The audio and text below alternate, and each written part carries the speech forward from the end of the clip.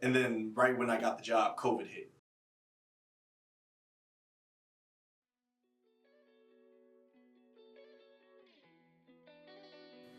My name is Robert Martin.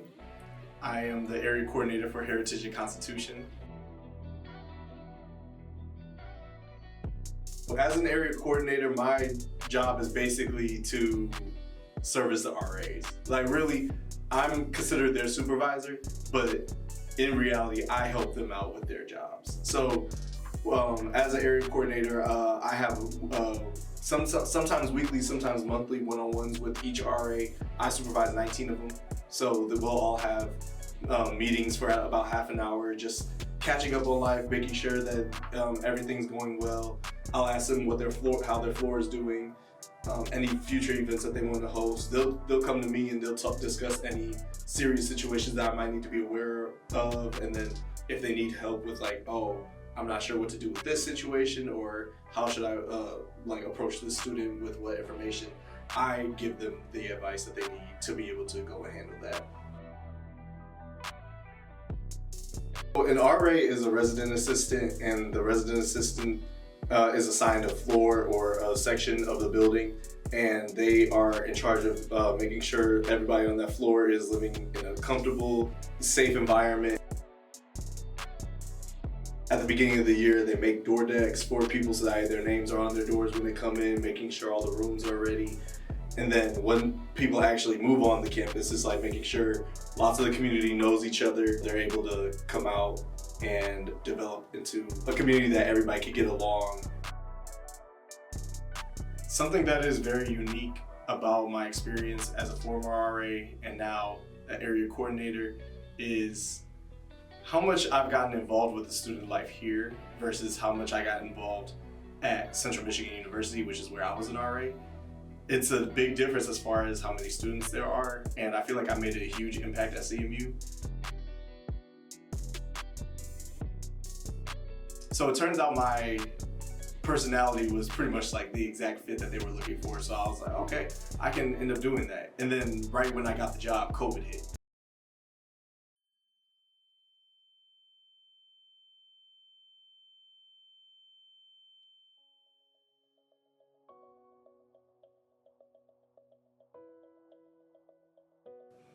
And then they were calling me back in like June or July and was asking, would I like to still be an RA considering there's a pandemic going on? And I was like, what person can say that they were an RA during a pandemic? So I was like, why not?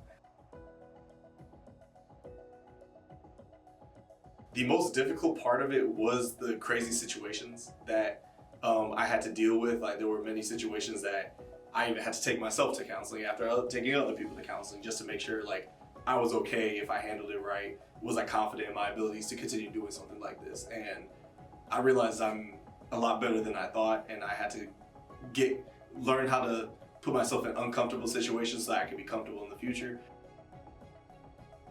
There were quite a decent amount of moments where I wanted to give up. A lot, actually. There were some times where like I would get that knock on the door and I was terrified because you never know what could happen. It could be a lockout, and then it could be something where they need to actually talk to you and stuff like that. And there were moments where people from other floors would come to me and be like, well, I was recommended to talk to you because I wasn't comfortable talking about this with my other RA. And they would tell me things that just honestly were really hard to hear. And because of that, I was able to handle it well, but mentally it was just draining. And like I wasn't always the best student, so it was like on top of having to deal with the stress of me being my own student.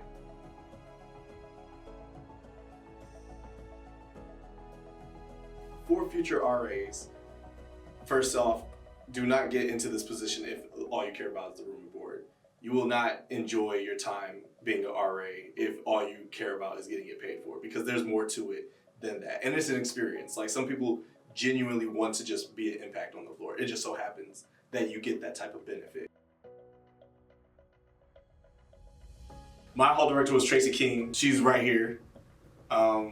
She is literally amazing. This is also my RA staff at the award show for RAs. And I look at that a lot because she's the reason I'm here today anyway. And she's always given me advice as to how to keep going. She was always very impressed with my work ethic, but there were times where like I would slip up because I wasn't taking care of myself. And the biggest piece of advice that she ever gave me was to take care of myself, because I would always tell her about everything that I was doing and getting involved in, and it was absolutely exhausting.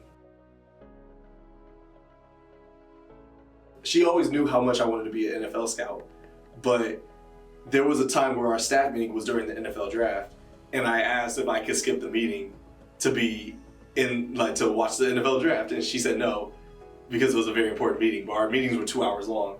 So she allowed me to bring my laptop and stream it in there during the meeting, and she knew that it was only a one-time thing, but she knew how important it was to me. So she allowed me to have it in there, and I was in here listening. Something crazy happened in there, and I had to be quiet because it was an important part of the meeting, and I was just ecstatic to be able to do that. And thinking back on it, I was just like, wow, she really cared about what I was interested in. The scout that I have gotten closest to in the NFL works for them, and he's not only a scout, but over the past year he got promoted in the department to where now he can hire. And he likes me a lot, so I'm like, trying to talk him up a little bit more, and then I get to see him in 2 weeks at the combine.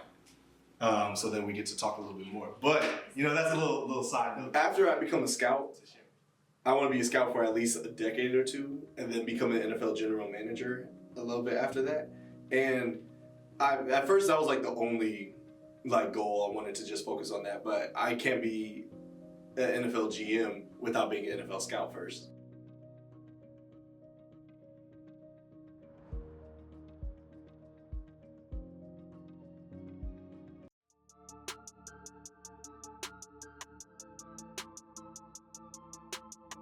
So I put it in slow motion. I look, you see this pass? I'm gonna freeze it right here. He's got 2 feet in bounds. In college, which this is college, he only needed to put 1 foot in bounds. Lots of players will focus on only putting 1 foot in bounds, right? He's already showing that he can get 2 feet in bounds if he needs to. So I like to look at that as a positive, because there's lots of players in the NFL that will make catches that are great, but they're only catches in college.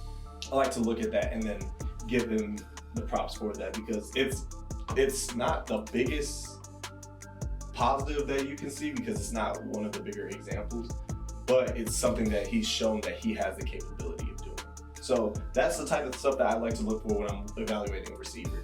Like, I'll look at how many drops they've had, and and your job is to catch a ball as a wide receiver. If you cannot consistently catch the ball, you're not going to succeed. This is him. He's a wide receiver. He's lined up at running back. They're finding different ways to get him the ball. He's that good. So they gave it to him like he's a running back. He breaks a tackle, goes in for a touchdown. Those are traits that you don't see in many receivers. Like, he's always lined up at receiver, but they can use him as a running back. So it just shows the versatility. I like to look back at some of the stars in the NFL, and I'll look at their college tape. And when you look at their college tape, it really shows what you want to look for in evaluating other players. This dude is probably the best player in the NFL now.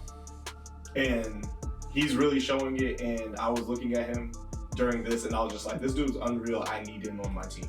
I didn't get him on my team, and the Lions, they didn't need him because they had Amon-Ra St. Brown. They played pretty much the same position, and you only need one at a time.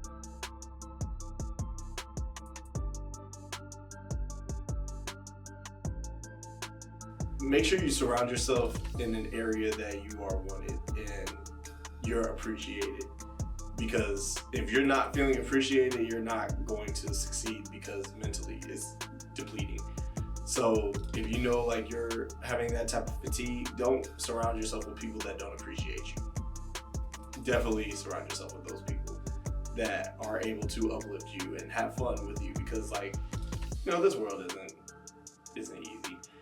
So You have to do what you got to do to get by.